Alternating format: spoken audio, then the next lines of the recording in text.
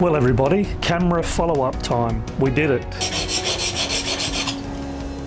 And confession time, I did make a little mistake with these.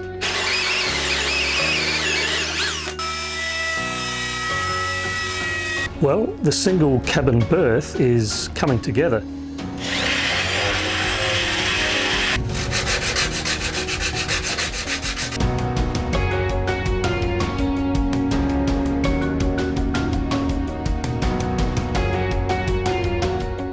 Well everybody, camera follow-up time. With the combined effort of many people out there, I can say we did it.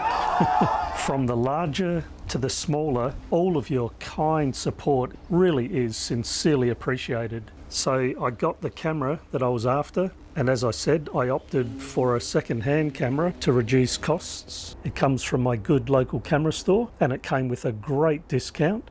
And I am very happy with this. It's almost a new camera.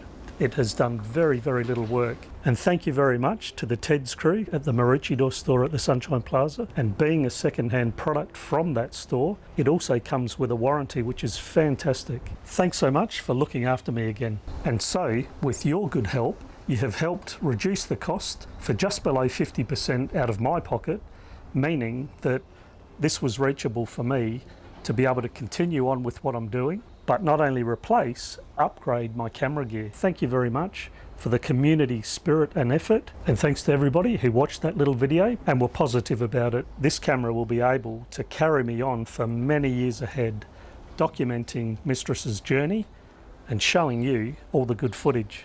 For those who saw last week's video, you'll remember that I made a bit of a mistake, so it was back to the drawing board to remeasure those short 8 pieces to go around the water tank lids so that I could cut some new pieces.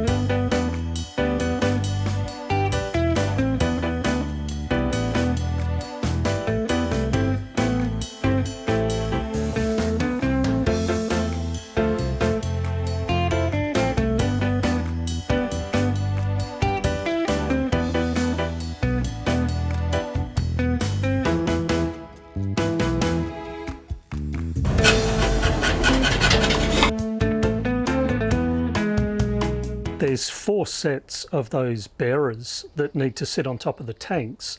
They're just small pieces because they sit either side of where those inspection plate holes are for the water tanks. And confession time, I did make a little mistake with these cutouts off of those tank tops. I just cut these out pretty much whilst being on a roll of getting those cut out without thinking enough about how those lids are going to go back to cover the holes. In a prior video, for those who remember, I did actually make a cutout for an inspection hole for where the electrical cable comes through into the V-berth, and I made that cut on an angle so that the cutout, when put against the panel, was wedged in and can't go all the way through, which I should have done with these. And so now I'm left with needing a solution to be able to put these tops back onto those cutouts and to get them to be held in place. So the solution I came up with is where these little bearers sit either side, so that they're close to the inspection plates on the bottom,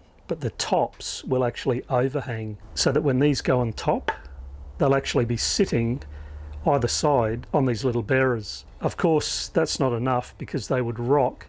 So what I will be doing is I'll just be securing a bit of aluminium plate on the other 2 opposing sides so that they'll be supported in 4 places. So a bit of extra work, but it's not really a hard solution. So the first thing that I'll do with the cross-cut fence, I'll actually just cut all of these 17mm deep, which will give me the right height clearance for the lids.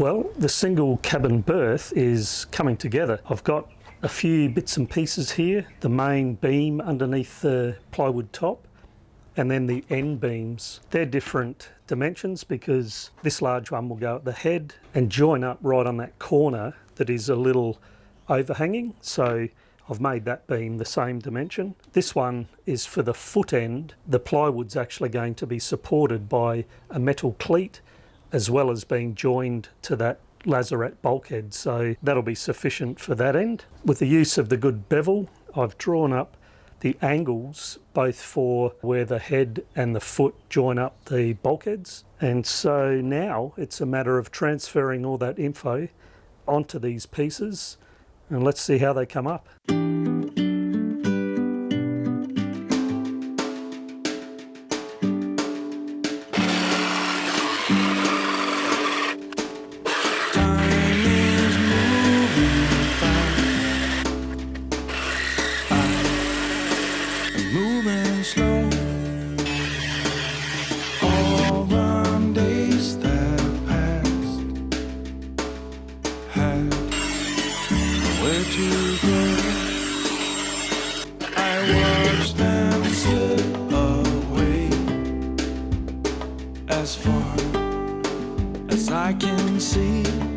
I said in a prior video, the design is yet to be figured, but I'm onto it now.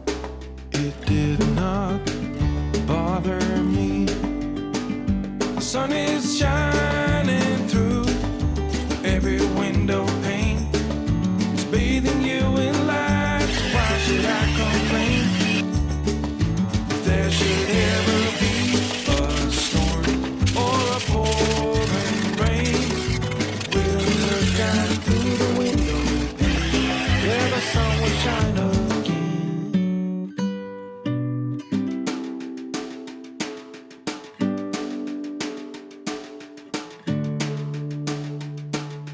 Time is moving still, and you here with me. A house upon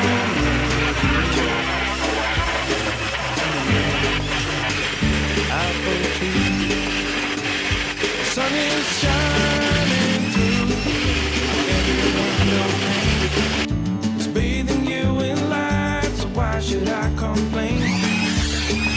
If there should ever be a storm or a pouring rain, we'll look out through the window where the sun will shine on again.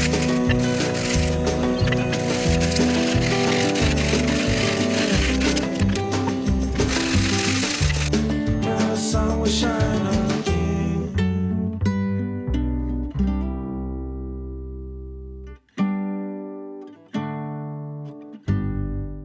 And then, of course, it's onto the good epoxy coating process.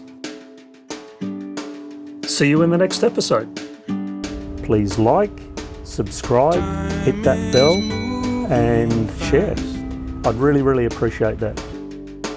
I watch them slip away as far as I can see.